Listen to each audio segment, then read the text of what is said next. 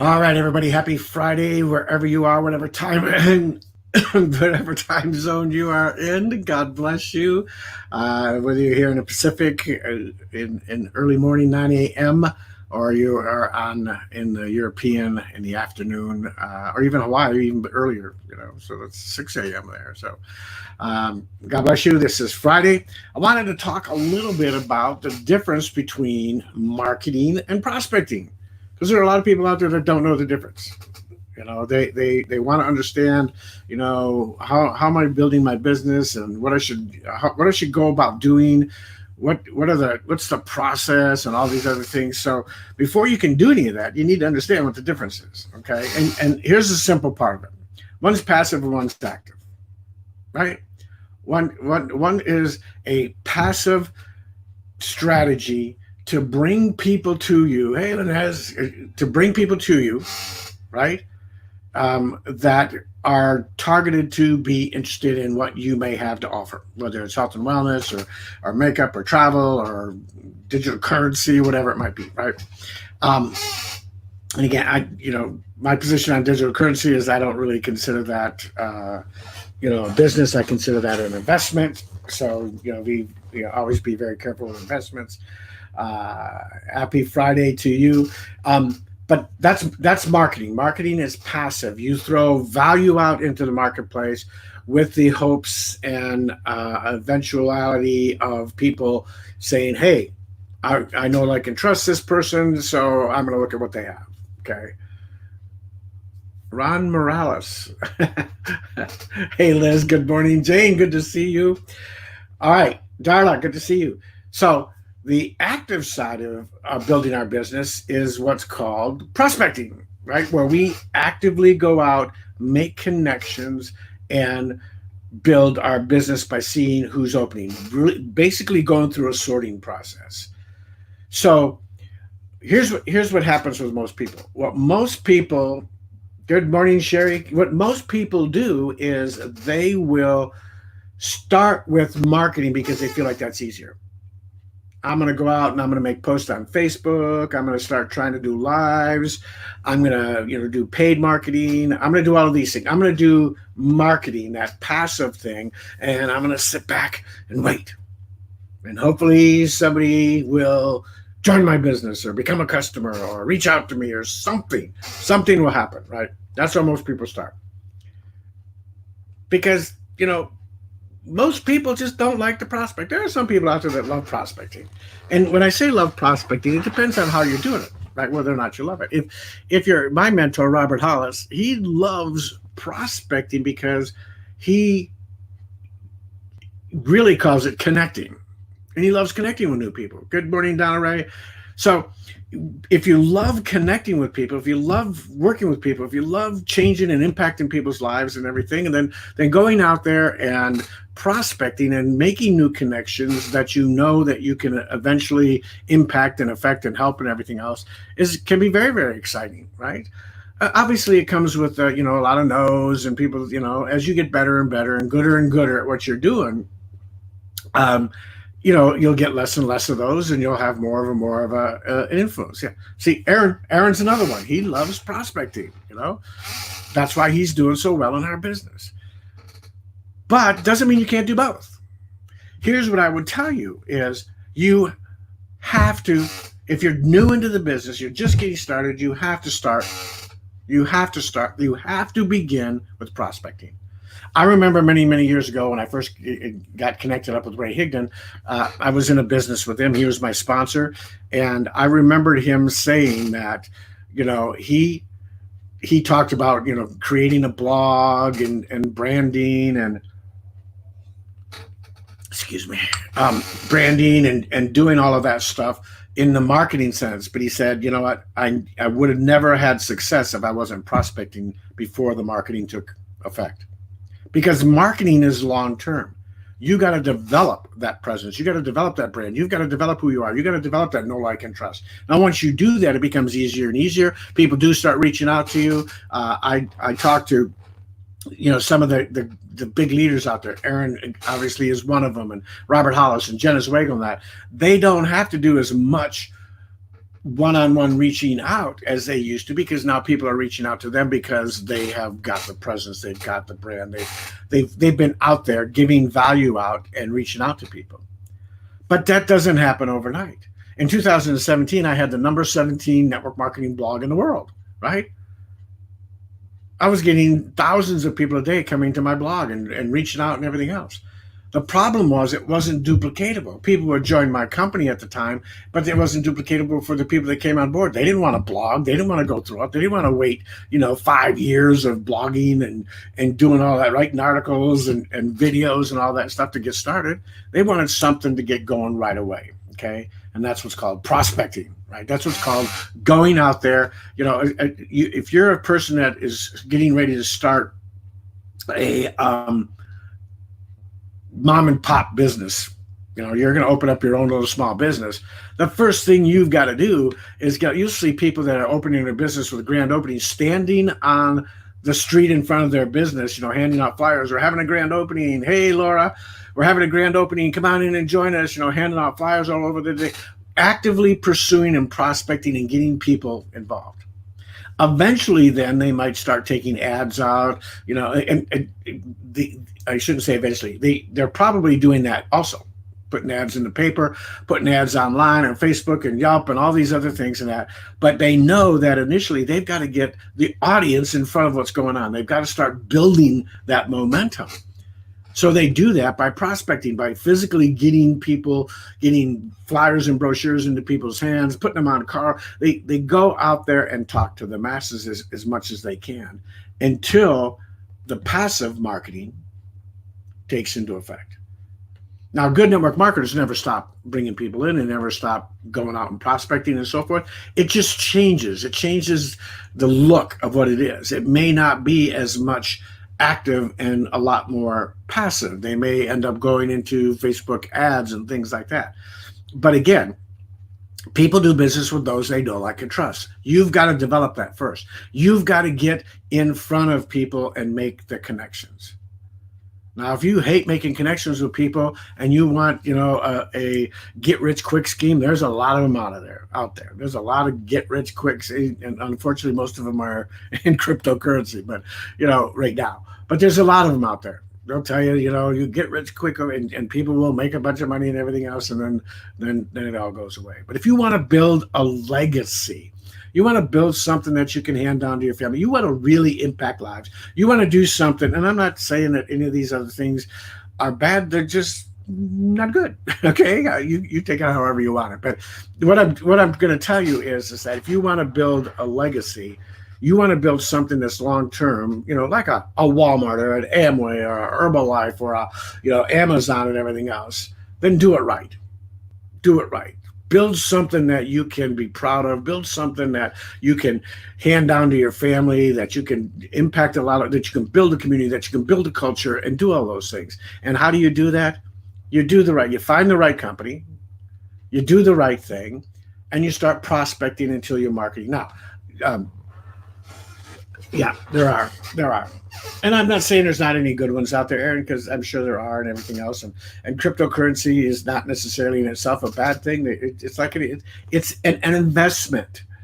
I used to have my stockbroker's license and everything else, and I know all about investments and all of that stuff. And I'm going to tell you, it's an investment. It goes up and it goes down. It goes up and it's down. I've invested in cryptocurrency, and lately it's been going down, right? So it's one of those things you just got to be careful of. I don't see it as a business. Most people that invest in stocks and bonds and mutual funds and things like that don't look at that as a business. They look at that as investments that they can hold on to for a long-term strategy, so that when they get to retirement age, they'll have a nest egg there that they can start transferring into something more stable and so forth, like income mutual funds and stuff like that don't fluctuate, and then start pulling it out for retirement. They don't look at it as a business, okay, unless they're going to be a stockbroker or a mutual fund manager or something like that. But anyways, that's just another story. All I'm saying is that if you're in network marketing and you're with a good company and you're with a good business, the reason I love our company is because they are set and position themselves and continually position themselves to be a legacy company, to be the next $1 billion company. There's no doubt in my mind. There is no doubt in my mind. So the bottom line is that if you build it correctly, they will come, right? If you build it, they will come. But you've got to start getting that momentum. You've got to start by prospecting. You've got to start by making connections, and you should always be doing that. But on the sidelines, you should be doing lives. You should be getting out there. You should let people know so that when they go, because what do people do? You reach out to somebody, and they go to your profile to see who you are, right? And they don't either. There's crickets. They don't see a whole lot. You know, they don't see a whole lot of what you're doing out there. They don't see whole lot of who you are out there. They don't know. People go out to my profile and they know that I've got grandkids, I've got kids, I love, flying. I used to jump out of perfectly good airplanes. I love my Newfoundlands, my dogs, on and on and on and on and on. And they know that I love my company. And they know that people in my team are having success and people in the company are having success, and they know what's going on. There are no surprises. There are no, incognito, witness protection, all of that nonsense and everything else. The big companies out there, they don't hide from anybody. Why should you hide from people? If you're sitting, and it always bothers me that people feel like people are going to Google you. You put your link out there, they're going to check you out. That the things I could say. That's a scarcity mindset. First off, it's not great thought process, right? Because guess what? If I don't know what you're doing, there's no laws, right? There's no laws involved. So if I don't know what you're doing, and then you reach out to me, on a message, you haven't told me anything on Facebook, but I say, hey, Kim, what are you doing? Beth, what are you doing? And we message back and forth, and you say, hey, I'm doing this. First thing I'm going to do is check it out on Google. Look it up. There's no law that says, because I messaged, I can't do that. They're going to do it anyways. So get rid of the people that do that and don't want to be around you. Why waste your time? It's illogical thought process. Oh, they're gonna look you up. They're gonna find out. They're gonna leader shop you and all that stuff. Great. Do you want those people on your team anyways? Are you a short-term thinker or a long-term thinker?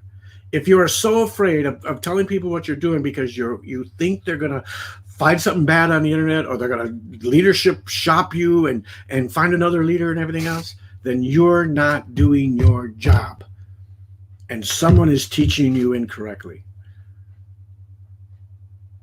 They should be looking at you and say, I don't care who else is out there, man. This person has got integrity. I love what they stand for. They're doing the right thing. They're giving value. They've got people having success out there, man. I don't care what they're doing. I want to check this out. Hey, Ted, right? If you're doing your job, I don't get people doing that, right? And if they're exactly, Aaron, abundance mindset. If you've got an abundance mindset, then it's not going to matter. Don't be the secret agent where people, here's what I'm going to tell you. When I first started this business, I did that. Didn't want to tell anybody. I've been taught that, by these attraction marketing people. Don't tell anybody. No.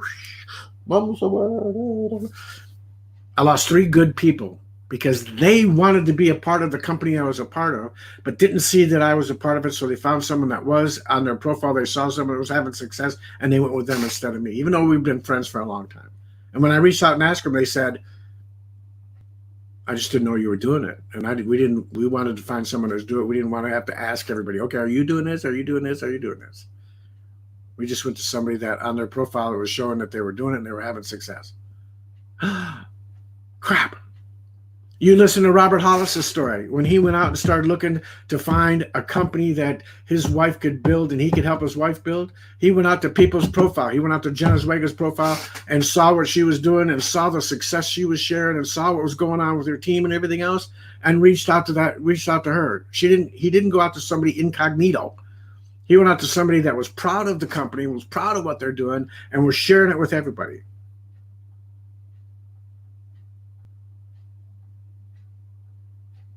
How would you have liked to have been that person that recruited Aaron Parker or Robert Hollis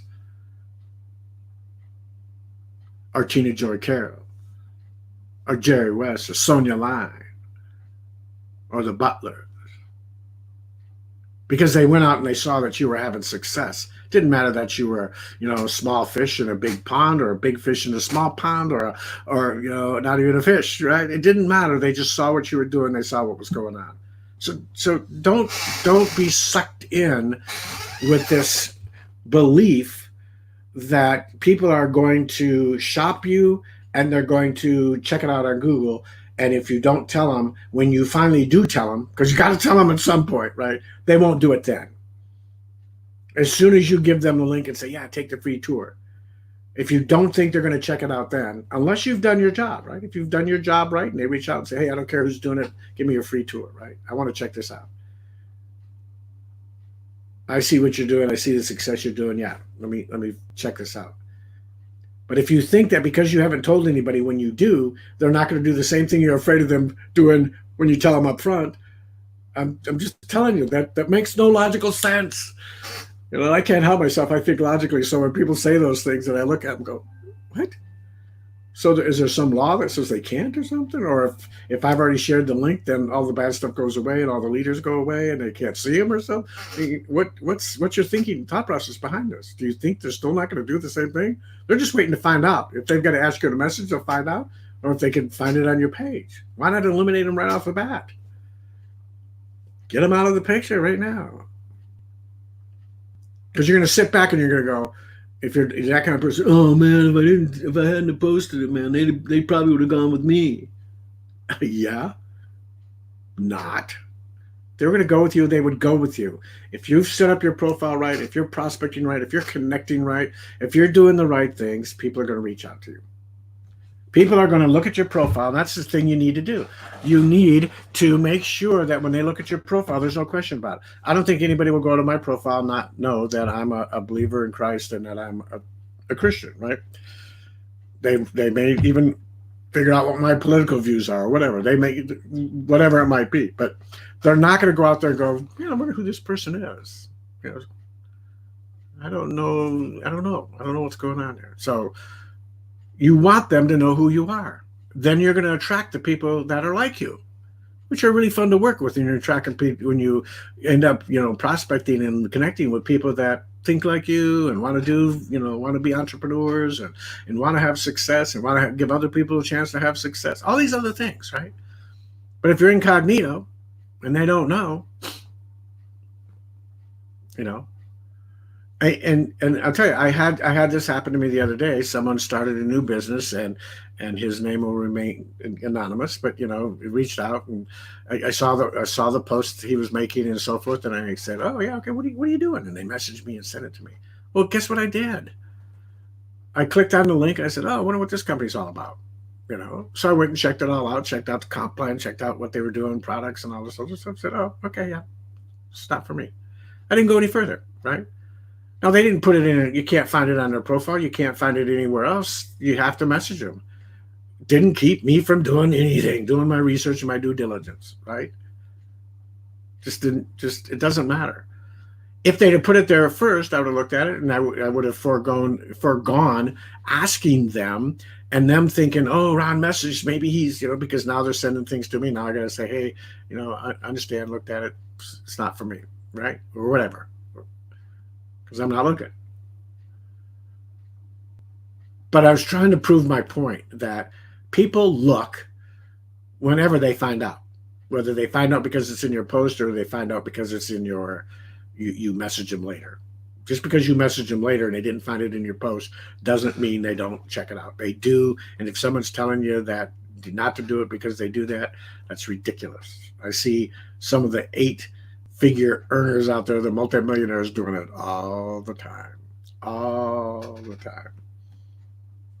And they're 8-figure earners. They're multimillionaires. So who am I going to listen to? I think I'll listen to the multimillionaires. All right. So marketing is passive. You build that up on the side while you're doing the active prospecting.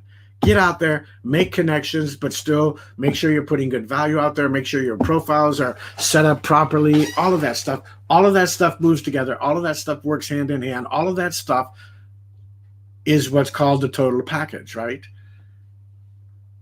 It's those things that you put together so that while this one's building and this one's going really, this one's going faster and this one, I can't do it. This one's going slower. They finally overtake each other, and this one, marketing takes over and you start getting more leads from your marketing. But that's long term. I have people that reach out to me and say, man, Ron, I've been watching your lives forever. Thank you for all the value. Da, da, da, da. The key phrase in there is forever, right?